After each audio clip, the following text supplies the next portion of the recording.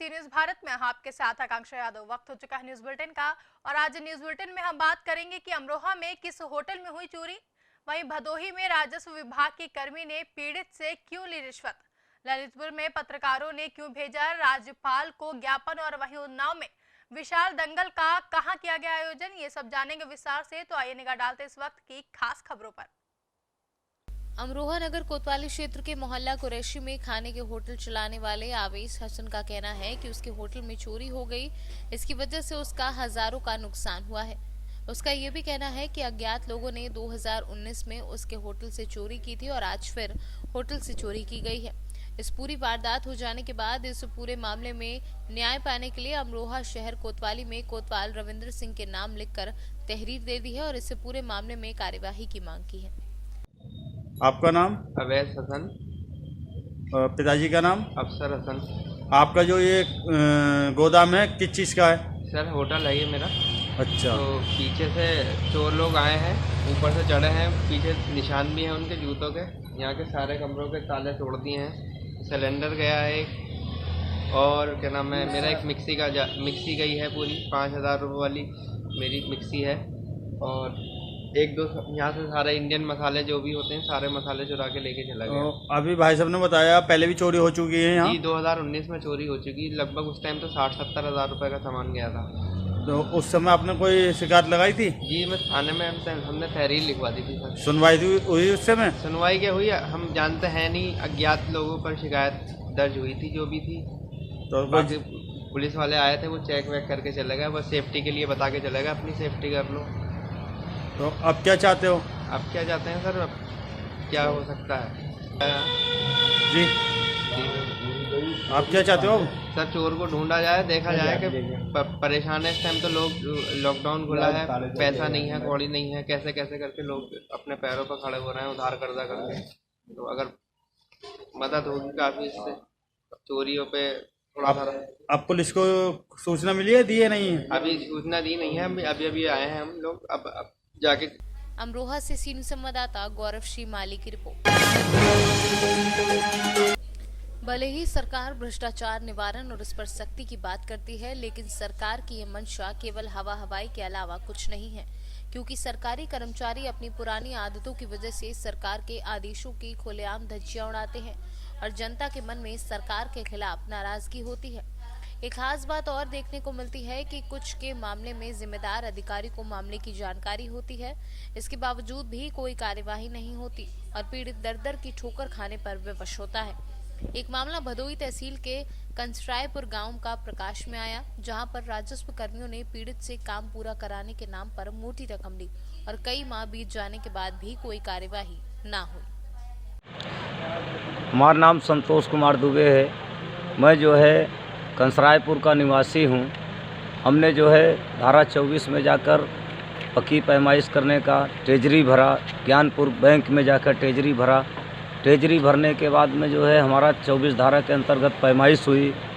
उसके बाद में पैमाइश होने के बाद कानी को हमारे से 20,000 रुपये लिए।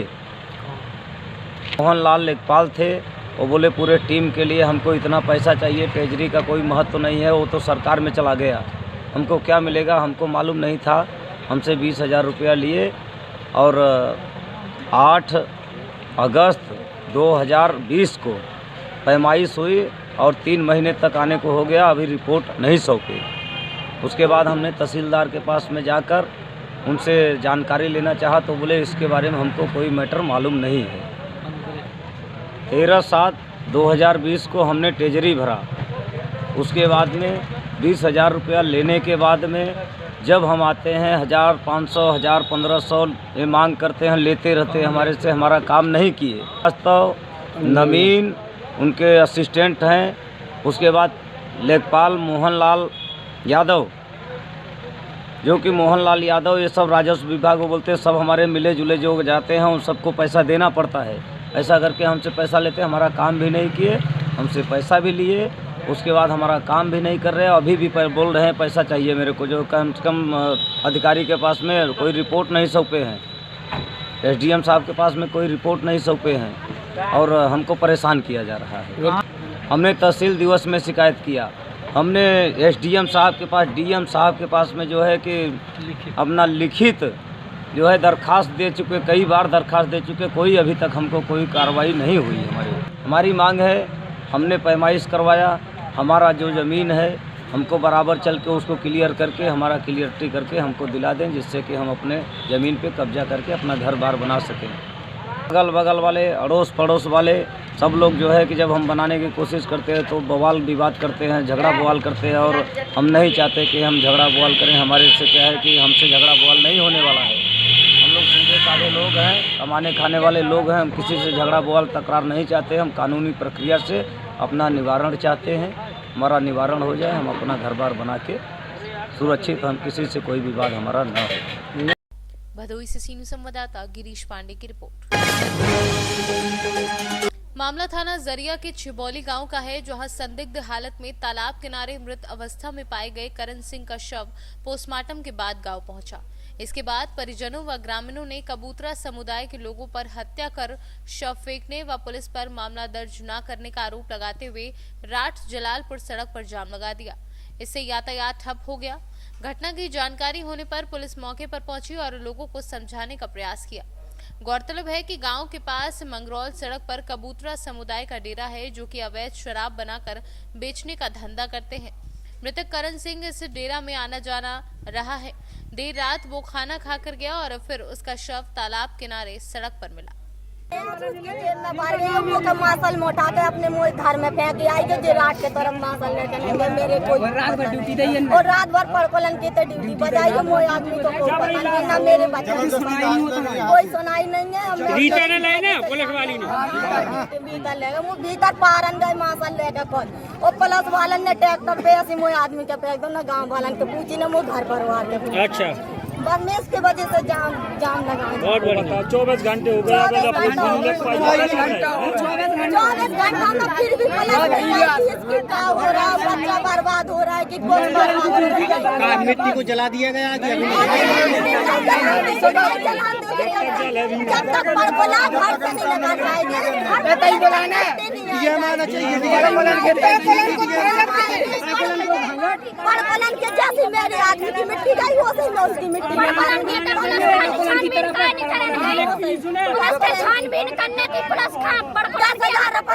आदमी का मार डारो कोई सुनाई नहीं देगी इनके जेब में 50-50 लाख रुपए जब भर रहा है 50 लाख भरे ना करे लड़कन की 50-50 लाख और जमीन करवा ले 50 लाख की जमीन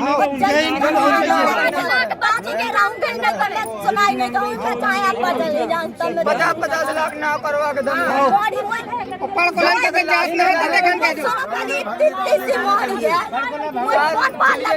पानी लगाएगी चलेगा बर्बाद हो अब और बर्बाद। कौन है पड़कोला? हमीरपुर से सीनू संवाददाता जितेंद्र कुमार पंडित की रिपोर्ट। रिपब्लिक भारत के प्रधान संपादक की महाराष्ट्र सरकार द्वारा बिना वजह जो गिरफ्तार किया गया है, उसको लेकर उत्तर प्रदेश के पत्रकारों ने महाराष्ट्र के राज्यपाल को एक ज्ञापन भेजा, जिससे मांग की है कि अर्नब गोस्वामी को जल्द रिहा किया जाए, अभिव्यक्ति की आजादी को बचाया जाए। महाराष्ट्र में राष्ट्रपति शासन लागू होना चाहिए। जो महाराष्ट्र सरकार द्वारा दुर्भावपूर्ण जो व्यवहार किया गया है और जो रिपब्लिक भारत के जो संपादक है उनको गिरफ्तार किया गया, इस संबंध में क्या कहना है? यह एक विरोध की कार्रवाई है। ये पत्रकारिता के चौथे स्तंभ पर एक कुठाराघात है। ऐसी अगर ये इसी तरह देश में चलता रहा तो कोई भी निष्पक्ष पत्रकारिता कर पाएगा। अर्नब गोस्वामी जो कि एक सच्चाई की आवाज उठा रहे थे और तो जो सरकार की आंखों में खटक रहे, इसलिए सरकार ने ये कार्रवाई, विरोध की कार्रवाई की है। जो महाराष्ट्र सरकार द्वारा अर्नब गोस्वामी की जो गिरफ्तारी की गई, इस संबंध में आपका क्या कहना है? ये महाराष्ट्र सरकार की घोर निंदनीय कार्रवाई है। एक निर्भीक निष्पक्ष पत्रकारिता के धनी रिपब्लिक भारत के मालिक अर्नब गोस्वामी की जो गिरफ्तारी हुई है, ये महाराष्ट्र सरकार ने बदले की कार्रवाई की है, क्योंकि अर्नब गोस्वामी निर्भीकता से महाराष्ट्र सरकार के खिलाफ, वहाँ के प्रशासन के खिलाफ आवाज उठाते रहे हैं। अर्णब गोस्वामी की रिहाई तुरंत हो, उनकी गिरफ्तारी की हम घोर निंदा करते हैं। ये पूरे देश में उबाल है। अगर इसी प्रकार से निर्भीक निष्पक्ष पत्रकारिता जेल में डाली जाएगी तो फिर कोई भी पत्रकार निष्पक्ष पत्रकारिता करने को आगे नहीं आएगा। धन्यवाद। इस समय हम मौजूद हैं जहां पत्रकार बंधुओं ने अर्णव गोस्वामी की रिहाई के लिए एक प्रार्थना पत्र महाराष्ट्र सरकार के राज्यपाल महोदय को दिया हुआ है। और आपको बता दें कि जिस प्रकार से महाराष्ट्र सरकार ने चौथे स्तंभ पर हमला किया है, जिसकी भरसक निंदा की जा रही, पूरे देश में की जा रही है, यहाँ ललितपुर में भी पत्रकारों का आक्रोश व्याप्त है। आपको हम बता दें कि कहीं कहीं पुतला दहन भी किया गया है सरकारों का। यहाँ पर पत्रकारों ने गिरफ्तारी को लेकर जो उनका तरीका है उसके विरोध प्रदर्शन किया है, जल्द से जल्द रिहाई की मांग की है एवं राष्ट्रपति शासन की भी मांग की है। महाराष्ट्र सरकार में जो अभिव्यक्ति की आजादी का दफन किया जा रहा है वहां पर राष्ट्रपति शासन लगाया जाए। ललितपुर से प्रद्युम्न तिवारी। ललितपुर से सीनियर संवाददाता प्रद्युम्न तिवारी की रिपोर्ट। प्रतापगढ़ में खनन माफियाओं द्वारा किया जा रहा है अवैध खनन। माफिया जेसीबी डंपर द्वारा प्रशासन की आंखों में धूल झोंककर अंतु थाना क्षेत्र लहंगपुर के पास हो रहा है। प्रतापगढ़ से सीनियर संवाददाता मुकेश जायसवाल की रिपोर्ट। दंगल में दर्जनों पहलवानों द्वारा कुश्ती की गई। दंगल में मुख्य अतिथि पूर्व नगर पालिका अध्यक्ष रामचंद्र गुप्ता द्वारा पहलवानों के साथ हाथ मिलाकर व मां दुर्गा का पूजन कर दंगल की शुरुआत की। वहीं कार्यक्रम का समापन कार्यक्रम आयोजक प्रधान रायपुर बुजुर्ग मंडल अध्यक्ष बिछिया सर्वेश गुप्ता व मंडल कमेटी के द्वारा किया गया। उन्नाव जनपद के बिछिया ब्लॉक के रायपुर बुजुर्ग गांव में यहाँ पे बहुत ही आकर्षण दंगल का आयोजन किया गया है माता दुर्गा माता के मंदिर के प्रांगण में। इस बीच हमारे बीच ग्राम प्रधान सर्वेश गुप्ता, मंडल अध्यक्ष बिछिया ब्लॉक के सर्वेश गुप्ता जी, जिन्होंने इस कार्यक्रम का आयोजन कराया है, जो हर साल की भांति यहाँ आयोजन कराते रहते हैं। इस विषय पे मैं उनसे पूछना चाहता हूँ, सर्वेश जी ये दंगल आप हवा से करवाते हैं क्या? पहले तो आपको बहुत बहुत धन्यवाद देना चाहूँगा। तो आपने कीमती समय में जो है हमारे गांव के आयोजन में अपनी खरीदी कराई, मैं बहुत बहुत आभार करूँगा आपको। ये दंगल बहुत पुराने समय से लग रहा है, कि पुराने समय से 35 वर्ष पुराना दंगल है। हर साल होता है, लॉकडाउन के कारण नहीं होने की लोकल का मामला है, गांव का होता है। तो गांव में क्षेत्र के लोगों को बुलाकर जो है बड़े से लोग गाँव के हो गए, आयोजन करा दिया गया। तो जो है गाँव में पुरानी चली आ रही है, जो पुराने लोगों द्वारा बनाई गई व्यवस्था है वो चलती रहे और ये कार्यक्रम चलता रहे आगे। इसको सफल बनाने का छोटा सा प्रयास किया गया है, जिसमें हमारे क्षेत्र के तमाम पहलवान हैं, मगरवाड़ा के पहलवान हैं, आटा बंतर के हैं, उरार हैं, कमार के हैं, तमाम दूर दूर के क्षेत्र के पहलवान हैं, जिन्होंने हमारे दंगल में आकर हमारे गांव की धरती को बहुत ही अच्छा लगा है। ऐसे पहलवानों से तो बहुत अच्छा सफल कार्यक्रम रहा। मैं सभी ग्राम वासियों को बहुत बहुत धन्यवाद और आभारी हूँ, जिन्होंने इस कार्यक्रम को सफल बनाने में अपना विशेष सहयोग दिया। और मैं अपनी मंडल कमेटी को भी बहुत धन्यवाद दूँगा, जो कई अन्य गाँवों से आकर हमारे गाँव के कार्यक्रम को सफल बनाने में उनकी मेन भूमिका रही।